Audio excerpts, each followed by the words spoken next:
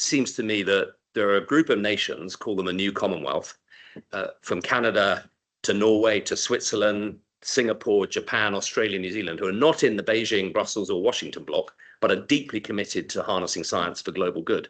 So I think we're in a completely different landscape, and we need to think a bit more like a startup, not a sort of complacent big company assuming that it's going to fall in our lap. And we need to think about where have we got USP and where do we really build those relationships.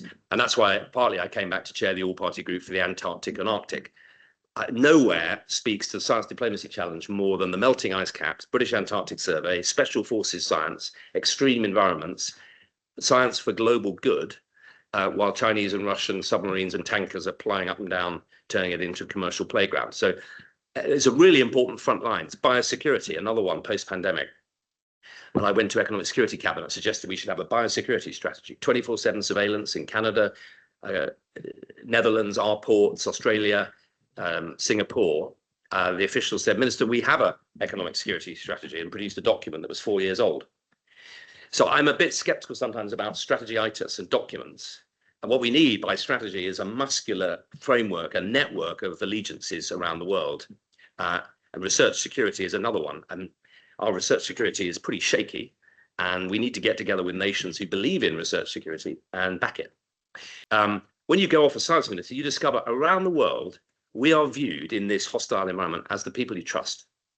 If it's Brits in science, they really trust us. They want us to chair the meetings. They want us to set the standards.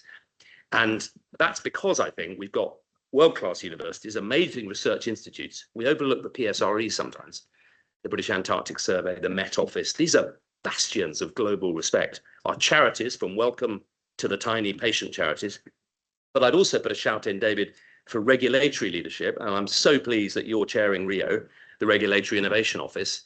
My argument there was, look, if we set the standards for these in test beds and sandboxes, that's diplomacy. People trust the Brits. And if you set the standards, you've got half a chance to own the investment. And training and fellowships. It seemed to me for ages that if you get, how are you going to be a science power on a shoestring? We'll get the best scientists here young, and they'll fall in love with something, somewhere, or someone. And those fellowships are really key. We're not going to compete with the big companies on the biggest and most expensive mid-career, but get them in here early, and you have a chance. We've done it time and time again.